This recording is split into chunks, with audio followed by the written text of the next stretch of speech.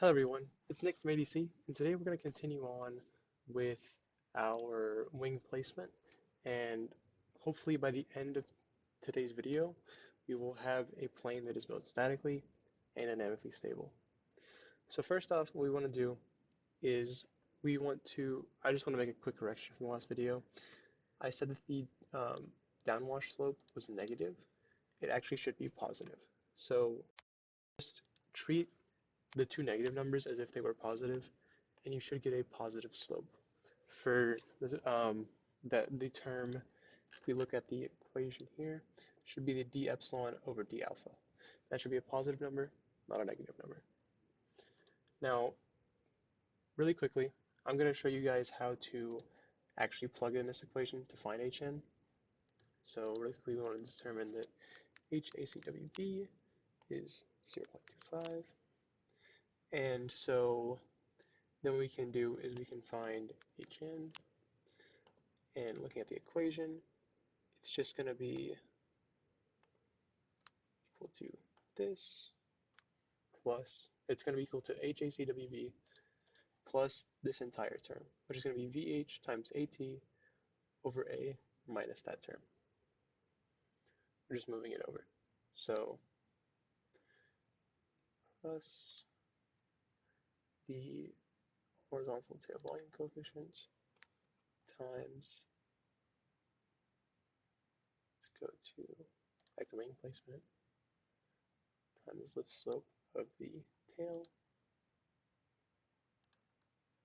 over slope of the wing, and then I'm just going to do 1 minus that, and then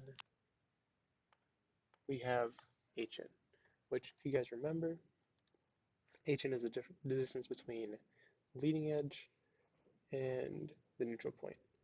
And so now what we need to do is define a static margin,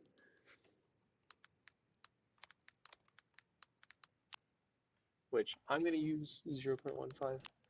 You can use, as for the slides, you can use 5% if you want more maneuverability, but 15% is going to give us a lot more stability, which is more applicable to our application. So using 0.15, we can then compute that, so Hn minus H is our static margin. So in order to find H, it will be Hn minus static margin.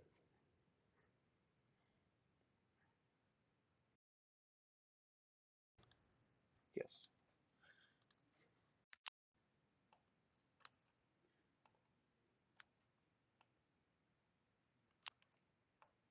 So then once we have that, we can determine HC, which will be this value multiplied by the chord length.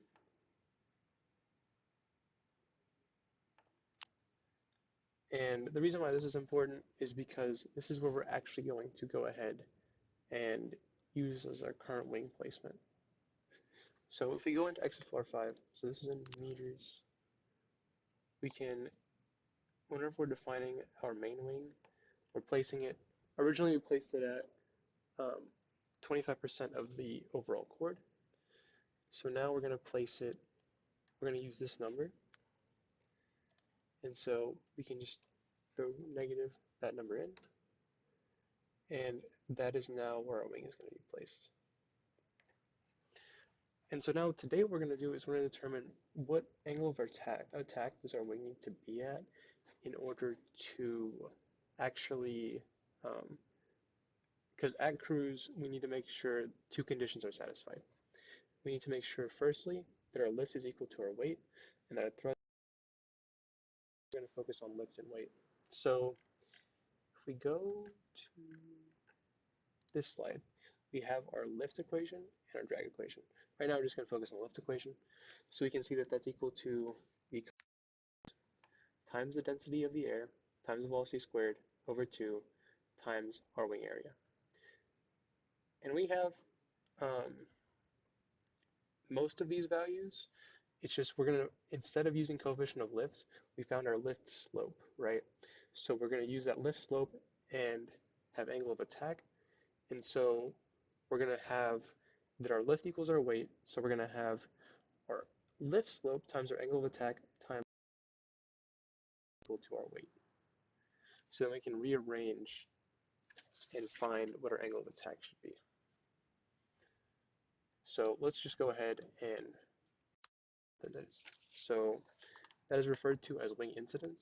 So wing incidence. And this is why it's important to do everything in terms of what I like to do everything in terms of meters, because we found distances in meters and we found weight in terms of newtons.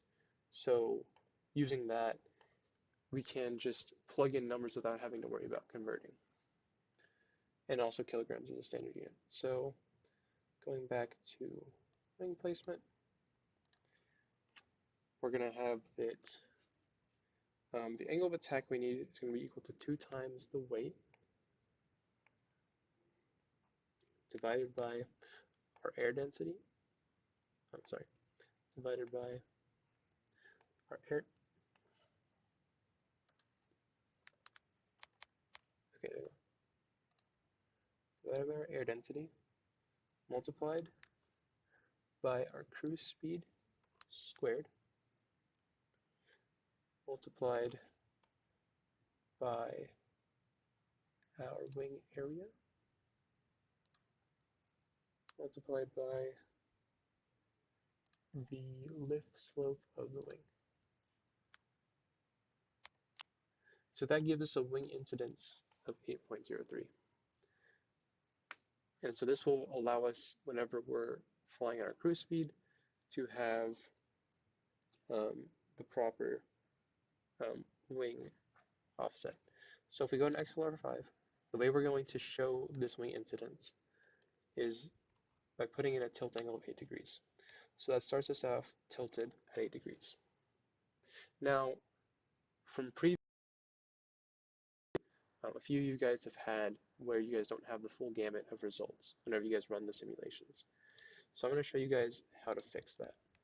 What you want to do is go back to Module, Direct Analysis, and what you want to do when you define your analysis is you want to use a range of -20 to 40. It's going to be a very big range, so you should have to just run it once more, hit Analyze. And I added a lot of Reynolds numbers, so that's why I have 177 iterations. You can also add more Reynolds numbers if you think it helps. But if you ever see a cutoff, that's usually due to stalling. So if you look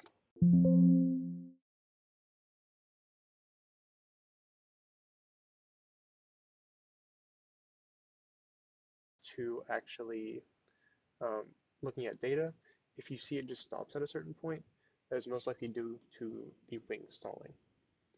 So I'm going to let this finish up real quick, and then we're going to move into running the simulation on the 3D analysis, because this is 2D.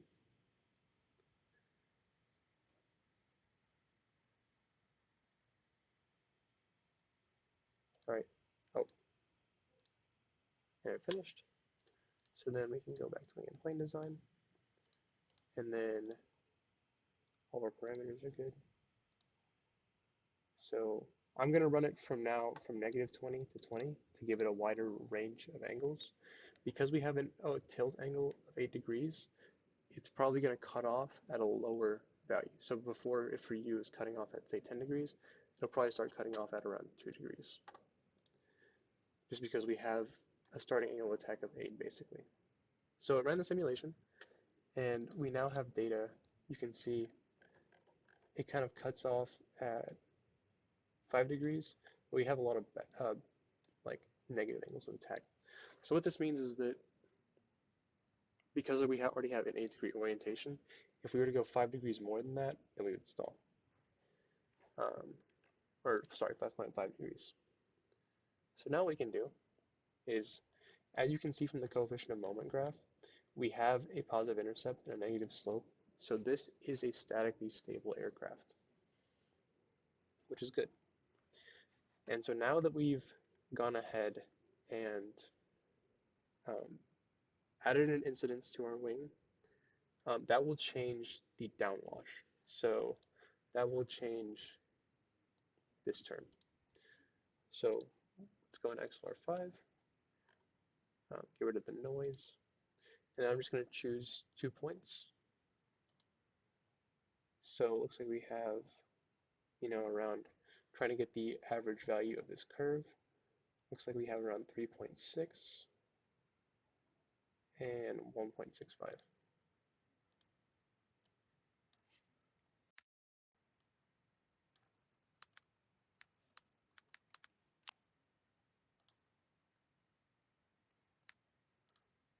And so that didn't change much. So it looks like our wing is placed in around the right location. So we can go ahead and save. And so this is just showing you can actually click on these different angles of attack and see the different orientations. I'm going to leave it at the 0 orientation. And so now that we've done this, we've done our static analysis. Now we're going to do the dynamic analysis. So we're going to click on analysis. Actually, before we need to do next is we need to go ahead and add in our values for the different components. Because right now, we don't really have inertias set. So the way we're going to do this is we're going to estimate the weight of everything, and then later we will, as we get a more accurate model, once we do SolidWorks, we can come back here and refine everything and then see if that works. So I'm going to start off by, we already know the weight of our electronics, so I can go ahead and use that as a baseline.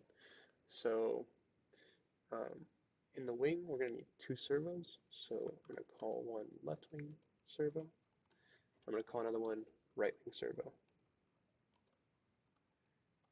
And so now we need to determine what the location and the mass are. So the masses of each of these are 9 grams. So I'm going to go ahead and input that. And then now we need to determine where that a negative x is here, positive x is that way. So to me, I'm just going to place them on the origin in terms of the x. That'll be around where they actually will be placed. And now I need to determine, in terms of z, they're going to be placed a little bit lower in the wing. So I'm going to place them about 10 millimeters lower. That sounds about reasonable. And then for the y values of these servos, I'm just going to estimate they're going to be a third of half of the span. So I'm going to make one at around 150 millimeters and one at negative 150 millimeters. Oh wait, sorry, negative 150.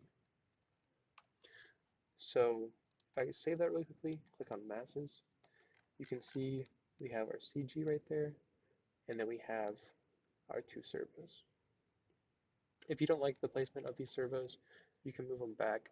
These actually probably do need to be moved back a little bit, so I might place them at 20 millimeters back. That looks a little bit more reasonable. And as you can see, the CG moves with it. Right now we just have the 2 servos, but we're going to add more points later on, which we're going to do now. So next thing to add will be the horizontal tail servo. So servos is you're going to have a control surface here. So this trailing edge is going to be deflecting. So we want to place the servo such that it'll have a little arm that'll go to here.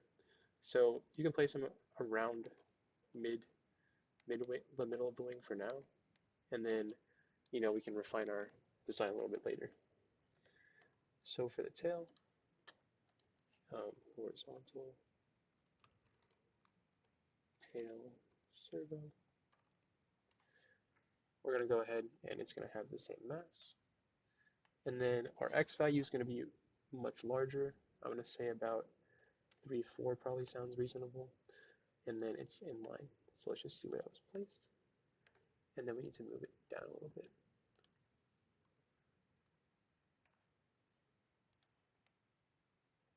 There we go. And now you can see that moved the CG back.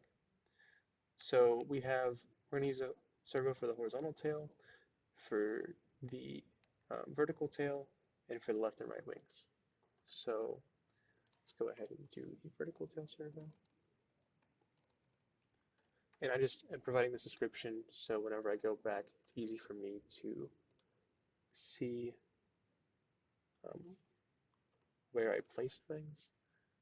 It's not necessary to do this, but it's going to be very helpful. And then for the vertical tail servo, typically you can place this, you can either place it on the tail itself, but typically a better recommendation is to place it on the fuselage, kind of have an arm going out to control the vertical tail that way. So that's what I'm going to do. So I'm going to put it at around 200 meters, and then we're going to just have an arm that goes out, which is not going to be reflected in here, but just kind of as a thing, and I'm going to put it on the side of the fuselage. So if we look at our fuselage sizing, we can see that the width is 35 millimeters. So we need to have a Y offset because we're not going to mount it in the very middle of the fuselage. We're going to mount it on the side. So I will put it at 0.1, around 10 millimeters for the CG of that.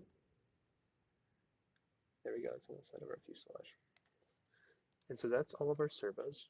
Now we also need to mount our motor, our propeller, our ESC, receiver. Let me just check to see if I'm missing anything else.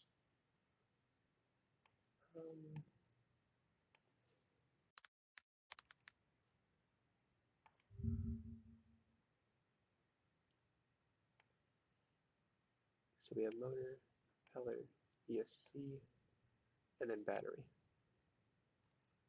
Yes, we also have a battery. Battery, and then fuselage. So for the battery, that's going to be 99 grams.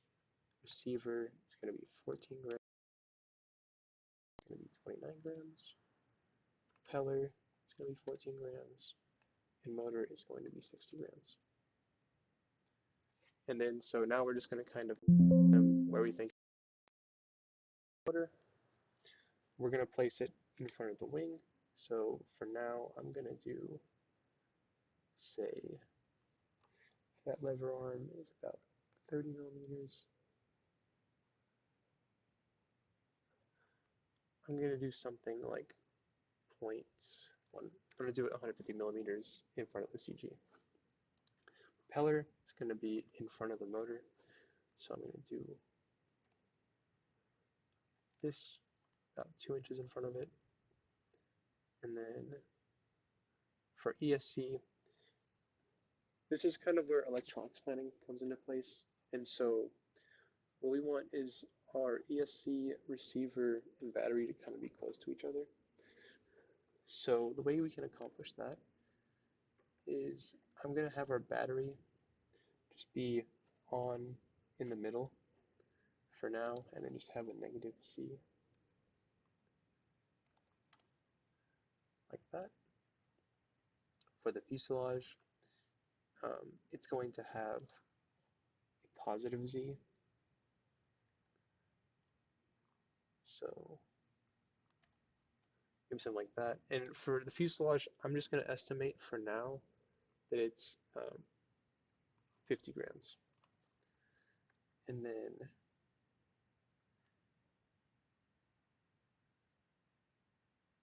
oh, I see. Should be 99 grams. It should be 14 grams. It should be 29 grams. And they should also be 14 grams. And they should be 60 grams. There we go. That weight looks better. It was at like over 2 kilograms, and now it's at around 300 grams, which is actually pretty close to what we had for our weight estimation. Um, so fuselage, battery, receiver, ESC propeller. Now if I go ahead and hit save, a lot of those don't look like they're placed in the right places. So we placed servos, placed the motor and the propeller. Now we need to place the ESC, the receiver. That should be good. So I'm going to place the ESC and the receiver kind of towards the front. So I will do maybe 50 millimeters in front for both of these, and then just put them on opposite sides of the fuselage.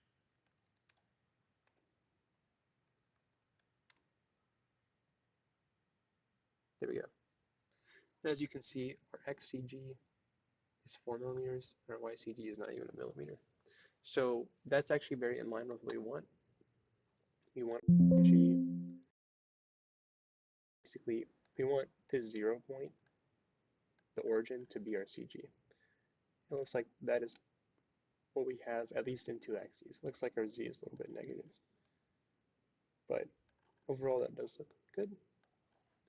And so lastly, we're just going to define our main wing. So I'm going to estimate our main wing is 20 grams for now, that our elevator is 10 grams, and that our fin is 5 grams.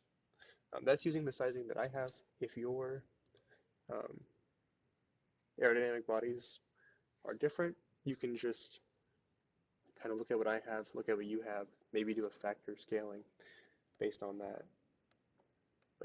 But in general, um, those are probably good values to have. So once we hit save, S32, how do we get to 400 grams? 16, 15, 14, because if you, okay.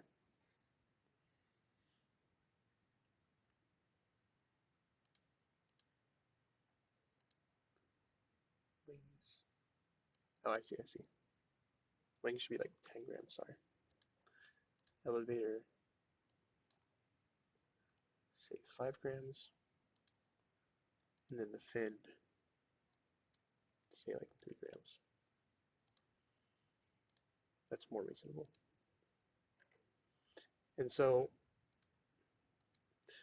we do have, 320 kilograms as opposed to the, 290 we estimated originally. That was just kind of an estimation of weight. Our actual value is a little bit higher, and it will change throughout. So for now, we can go ahead and save this. Perform the analysis with all the inertias in place. There we go. And then now what we can do is we can look at our graphs. So as you can see, we have a coefficient of lift versus alpha graph, nice linear slope. And then, there we go, there's our force. So as you can see, we have a lift force of around 2.7 newtons at 0 angles of attack, which is actually very close to the, go back to our aircraft parameters, or our sizing. You can see that our weight is around 2.8, so it's actually very close. So yeah, in this case, our lift is equal to our weight, which is good. And so that's good. And then now, as you can see, we have a positive coefficient of moment graph with a negative slope. So our plane is statically stable, which is good. It just does not have a trim angle of attack, which is what we need to now get. And so basically, now that we have set our wing angle of incidence, we need to now find out where our horizontal tail should be in terms of angle of incidence in order to produce a plane that has a proper, what's referred to as a trim angle of attack. So basically, on the previous graph I showed, like 10 seconds ago, there was like no x-intercept. It never hit the x-axis. So we want to have a plane that does hit the x-axis, that has what's referred to as a trim angle of attack. That's kind of where the plane will settle at whenever it becomes dynamically stable. So if we go into our plane settings, we've already defined a tilt angle for our main wing. Now we need to do so for the elevator. So I'm going to start with 1 degree. Go ahead and hit save. I'm going to run my analysis. There we go. Then, as you can see, with this angle, this tilt angle, we have now hit the x-axis. If you want to, this is satisfactory for what we want, but you can go ahead and increase that. So if I increase it to say 3 degrees and run the analysis,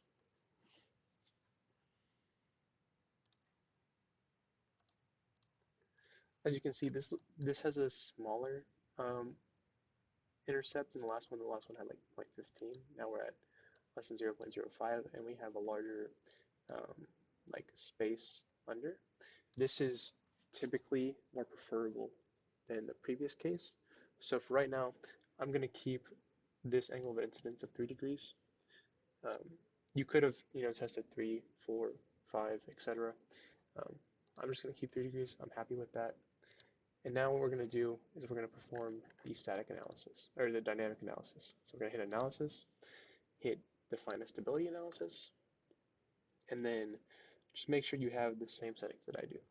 So reference dimensions, use the plane inertia because we've already defined it, and then control parameters, okay, error data is fine, hit save, and then we want to do is hit analyze here, and this is going to run through a bunch of different scenarios, and then we're going to get our time response graphs.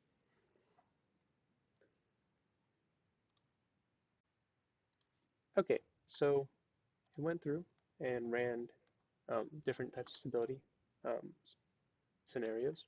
So you're going to want to hit this third one, the time response view, and this is going to show us how well our plane reacted to different scenarios. So use total time as 10 seconds and a DT of 0.1 second should be fine enough.